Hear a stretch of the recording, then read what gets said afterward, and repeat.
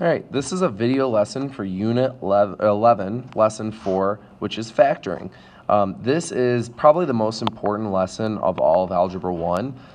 The reason I wanted to make a video for it was so that if you struggle with this, you can watch the video a few times over, you can pause, you can practice, and this will serve as a little bit of extra help and a great resource for you. So we're going to get into factoring. This is legit factoring now, the real deal. We are specifically today going to deal with a situation where the leading coefficient is 1. That might not sound like a big deal, but it makes the problem tremendously different whether or not the leading coefficient is 1. So we talked about this the other day, but what is factoring? Factoring is taking a problem that looks like this in an expanded form and turning it into a multiplication problem instead of two binomials. So we're going to turn a quadratic trinomial into a pair of linear binomials. Don't forget what we talked about with the first step being factor out of GCF. That's not hit very hard in this lesson, but it is long-term a very important part of factoring, that you start by factoring out of GCF if it's there. Okay? So what I want to do here to start is just take a look at what is going on when we FOIL or distribute. So when I distribute something like x plus 3 times x plus 2, x goes to x, making this x squared. 3 goes to 2, making this 6. Okay? Those two parts are pretty simple to figure out. We know that if we're trying to make an x squared, we need an x and an x. Any other number is not going to make it a 1x squared anymore, which is what we want. We also know that this step right here that I just highlighted green, this part right here, is the only time an x isn't involved. So that is the only way you're going to get this 6. Now the middle parts, the middle two steps, the outer and the inner, that's where you're going to get your x terms. So this is the only place here in red. This is the only place where an x goes to an x, so that's the only way you're going to get an x squared. This is the only way that a number goes to a number, giving you just a number. However, these two steps here, when I take the x to the 2 and the 3 to the x, those are the parts that makes factoring a little bit harder, to figure out what these numbers need to be to make everything perfect and get this 5x back in the middle. Okay? If you notice, we get that x times that x, that 3 times that 2, and then in the middle, we get a 2 times an x, making a 2x, and a 3 times an x, getting a 3x, and when you put those together, that's how we get our 5x. So when we do these problems, we really want to figure out what are the two numbers that are going to add together to get us this middle number. We know that these two numbers will need to multiply together to give me that last number, but we want them to add together to give me the middle number, as shown right here. And that's really the question that we ask in factoring. We want to figure out what two numbers multiply to this last number and what two numbers add to this middle number. That's what we're trying to figure out in this lesson. And the way I do these problems is with the T-chart. Okay? So we're going to see this as we get going here in examples of how we're going to look at this. So problem 1, we're going to make a T-chart. We're going to look at what adds to 3 and what multiplies to 2. We want what multiplies to 2 and what adds to 3. That's what we want to figure out. Okay? If we figure that out, we will be factored once we throw it into binomials. So we're going to look at the multiplying, because lots of things add up to 3. There's only so many things that actually add to 2. So if I look at 2, the numbers 1 and 2 multiply to 2. It's really all I got. And if I add them together, 1 plus 2, it adds to 3. And that's what we were looking for. We were looking for two numbers that multiplied to 2 and added to 3. And those numbers are 1 and 2. So now our answer is just going to be throwing those numbers into parentheses. So we're going to have x and x, like this, and then 1 as a positive and 2 as a positive. And that's actually your final answer.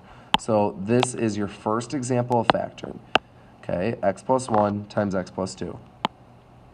So we can circle that or highlight it or whatever, but I want to go further and just talk about why this works, why that's the final answer. When I distribute this out and I bring this x to this x, I'm going to get that x squared that I was looking for. When I take this x, or this 1 times 2, I'm going to get this 2 that I was looking for. And when I do the other two parts and I take this x to the 2, I'm going to get a 2x. And this 1 to the x, I'm going to get a 1x. And that 2x and 1x will add together to give me that 3x I was looking for. Okay? So if you actually want to distribute it to check your answer, we'll get x squared plus 2x plus 1x plus 2. These two will combine to give us 3x, and we'll get x squared plus 3x plus 2, which is what we started with and what we want.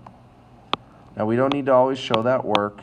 I definitely wouldn't want to show all these rainbows and all that, but I'm just showing you why it works. Okay, and that's what we're going to do on every problem in this lesson. We're going to go off to the side, and we're going to make a t-chart. We want what multiplies to this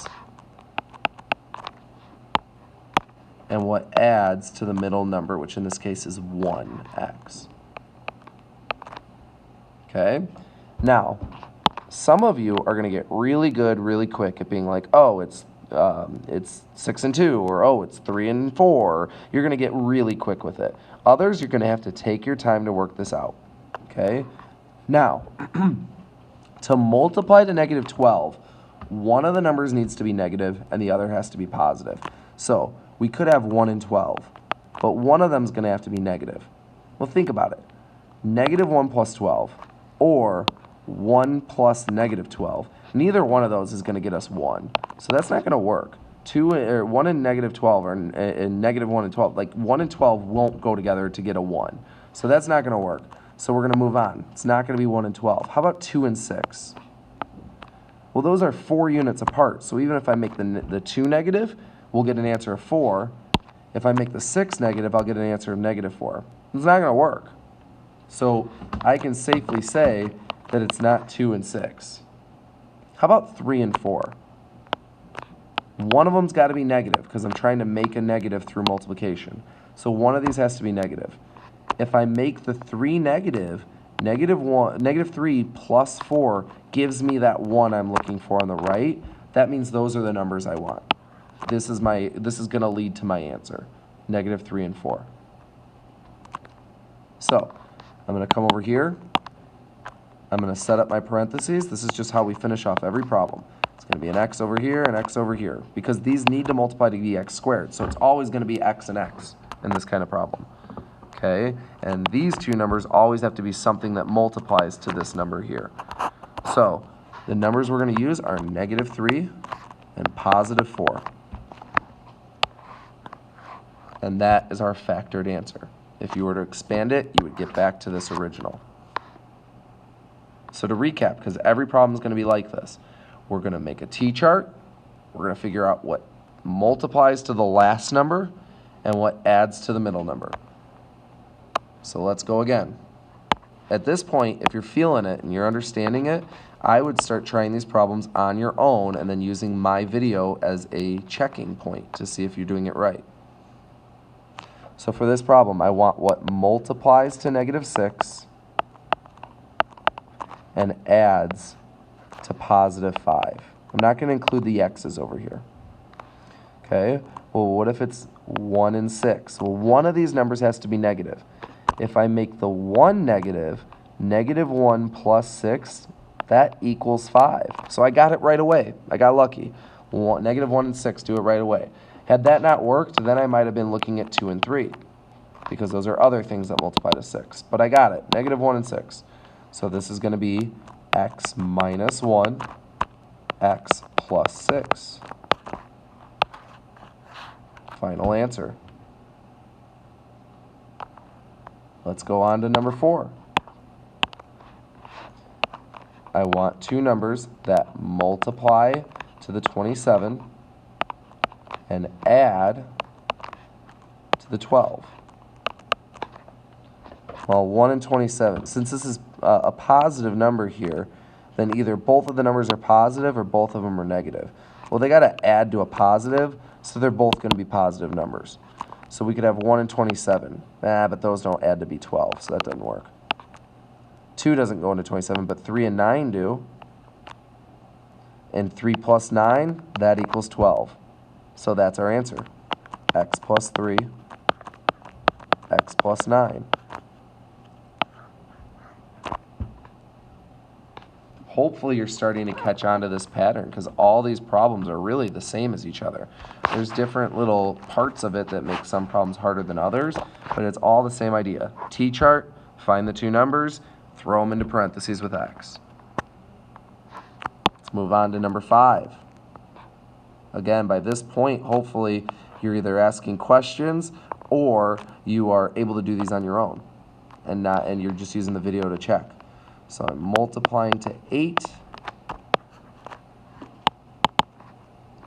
I am adding to -6. Okay, and I'm just going to try some things here. Now, here's the weird thing with this problem.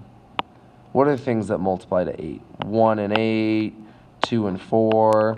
Okay, but 1 and 8 don't make -6. They make 9. 2 and 4, they don't make -6. They make 6. They make positives. So how am I ever supposed to get a negative? Well, if these two numbers have to multiply to be a positive, they're either both positive or maybe they're both negative. That would also multiply to a positive 8. Well, -1 and -8, they don't make -6. But -2 and -4, they do. So that's our answer, 2 and -4. Y minus 2, y minus 4. Now, some of you might be getting those two numbers easier, like you could just do it in your head, and that's awesome. You don't need to show this T-chart work over here. I just do it in case it's a problem that's hard and I can't figure it out in my head. Number 6. We ask ourselves what multiplies to positive 14 and what adds to -9. Well, it could be 1 and 14, but that's not going to make it. Well, it's got to be negative again, so they both could be negative. Yeah, but that doesn't make a -9. How about 2 and 7? Well, those make 14, but they don't make -9. But if I make them both negative, they still multiply to 14, and now they do give me -9. So there we go. X minus 2, X minus 7. In case you're wondering, it doesn't matter which binomial comes first. An answer of -7 or X minus 7 times X minus 2 would also be correct. Let's do 2 more problems. Number 7. What multiplies to -9 and adds to -8? One of the numbers is going to have to be negative to be multiplying to a negative. So one of these has to be negative. The other thought is they add to a negative. So the bigger number should be negative for these two things to add to a negative. Okay? So I'm going to look at 1 and 9. Now, maybe you didn't realize what I just said, that the bigger number should be negative to create a negative through addition. But well, you try it. -1 and 9. That makes 8. It doesn't make -8. Then move the negative sign to the other one. -9, 1 plus -9, yeah, that gives me -8. That's my answer.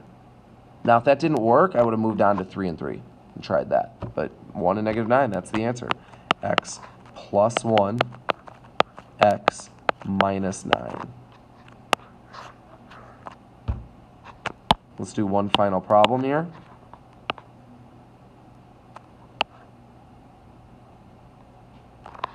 We're going to say what multiplies to a positive 48 and what adds to a positive 16. I would guess both numbers now have to be positive. So we're going to look. 48. Could be 1 and 48. That doesn't work. How about 2 and 24? That doesn't work. How about 3 and 16? That doesn't work. How about 4 and 12? That's the one. 4 and 12 add together to make 16. So this answer will be y plus 4 times y plus 12. So this is a really important lesson a really, really important skill of factoring. But what you notice here through these 8 problems is I was doing the same thing every problem. They're a little bit different in subtle ways, but not in process. You do the same process every time. There's all 8 problems at once. All 8 problems I made a T-chart for. Okay, all 8 problems ended with 2 sets of parentheses, each starting with either an X or a Y, depending on what letter we used for the problem, and then having a number next to it. Okay, hopefully, while it might have been tough to get going with this, with your head or with a calculator, you can figure out these numbers and figure out these problems.